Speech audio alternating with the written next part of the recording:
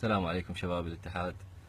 اليوم راح احكي على طريقة ربط الكتف مال الفانات للتبريد. طبعا بعد ما تكون ثبتتن ورتبت امورك بشكل مضبوط. هذا الكتف اللي انا استخدمه مال تويوتا، مال سيارات تفصيخ، سعره تقريبا 5000 هو القاعدة مالته. هذا كلش مضبوط، هو اصلا يستخدم للتبريد بالسيارات التويوتا، فيتحمل هواي تيار عالي.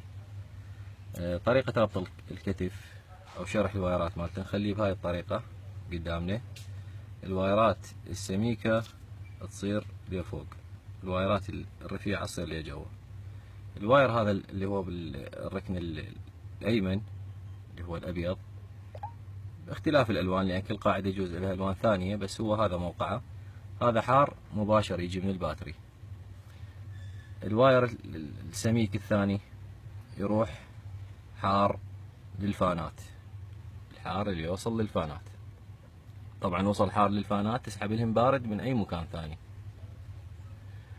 هذا الواير الازرق الرفيع اللي هو بالركن الايمن الجوه، هذا بارد مباشر.